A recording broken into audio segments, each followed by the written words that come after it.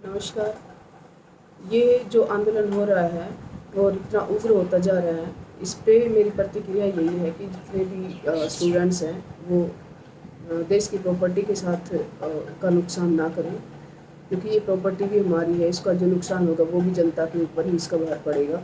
नेताओं का कुछ नहीं बिगड़ता है और हम अपने घर की प्रॉपर्टी को, अपने लोगों को नुकसान नहीं पहुंचा सकते हैं। लेकिन गवर्नमेंट को सुनना चाहिए। जब लोग मुखर्जी नगर में 55 दिन तक सभी सेंट्रल गवर्नमेंट एग्जामिनेशंस के बच्चे, army, navy, air force, UPSC, SSC, banking, RRB, जितने भी एग्ज़ाम्स होते हैं, सब बच्चे वहाँ पर बैठे थे और शांतिपूर्ण तरीके से अपनी मांग रख रहे थे कि उनको 2 साल का एज रिलैक्सेशन उनको मिलना चाहिए। अब गवर्नमेंट ने को इस देश में मतलब लोकतंत्र बचा नहीं है कि आप जब तक उग्र नहीं होगे, आप तक हजारों लाखों की कोई भीड़ इकट्ठा नहीं होगी, तब तक आपकी बात नहीं सुनी जाएगी। क्यों लोकतंत्र में एक इंसान भी इम्पोर्टेंट नहीं होता है क्या? अगर वो भी किसी मांग को लेकर बैठ रहा है तो उसकी भी डिमांड को सुना जाए, लेकिन नहीं सुना जाता। हम लोग रात दिन वहाँ पर बैठे रहे, लेकिन कोई सरकार का नुमाइंदा जो है हमसे बात करने के लिए नहीं आया। राजनाथ सिंह से हमारा डेलीगेशन मिला था, उन्होंने भी कोई आश्वासन नहीं दिया था उसमें कि हाँ हाँ करेंगे करेंगे करेंगे। ये राजनेताओं की भाषा होती है। तो और अब जब स्टूडेंट अपने हक के लिए बाहर आ गया है तो अब उसको सारे टीवी चैनल बदनाम कर रहे हैं कि ये स्टूडेंट नहीं हो सकता, ये वो नहीं हो सकता, ये वो नहीं हो सकता। आग जब आपके घरों में लगे ना, तब पता चलेगा कि स्टूडेंट आप नेता हैं या क्या हैं, या आप इंसान हैं।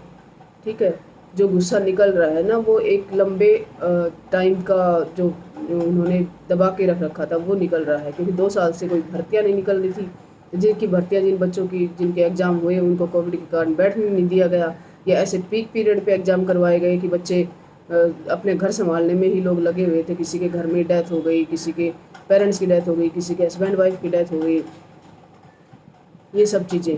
तो गवर्नमेंट को अभी भी, और पार्लियामेंट्री कमेटी की रिपोर्ट तक आ चुकी है कि 2 साल का एज रिलैक्सेशन सभी बच्चों को दो। अभी इन्होंने, अब आर्मी के बच्चे ने जब ये उग्र प्रदर्शन किया था, अभी इन्होंने सिर्फ आर्मी के बच्चों को दे दिया।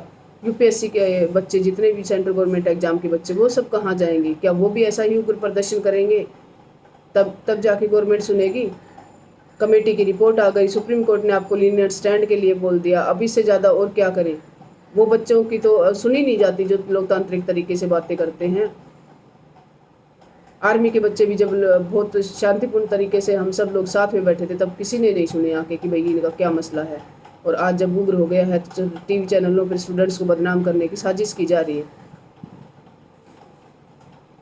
इसलिए इस गवर्नमेंट से मेरा आह्वान यही है कि सभी बच्चों की जो कोविड के कारण जो नुकसान हुआ उसकी भरपाई करते हुए 2 साल का एज रिलैक्सेशन दिया जाए। और अग्निपथ योजना जो है वो एक इस देश का, इस आर्मी का, नेवी, एयरफोर्स हर जवान का जो है वो अपमान है। और कोई भी जो देश है वो इसके ऊपर नहीं चल सकता है कि ठेके पर आर्मी आप ले आओगे 4 साल के लिए, उसके लिए आप देश को सुरक्षित कर लोगे। कभी नहीं कर सकते हो। देश के लिए जान वही देगा जिसमें उसका हित जुड़ा होगा। और रही बात वेस्टर्न कंट्रीज की, का एग्जाम्पल मत दिया करो कोई भी लोग, क्योंकि वेस्टर्न कंट्रीज में तो उनके जो नागरिक हैं उनको गुजारा भत्ता इतना ज़्यादा मिलता है कि आपके ऑफिसरों की सैलरी भी नहीं होती है। तो कंपैरिजन उनसे करो जहाँ आप इक्वल हो, जहाँ आपका सोशल जो बैकग्राउंड है वो इक्वल है जिसके।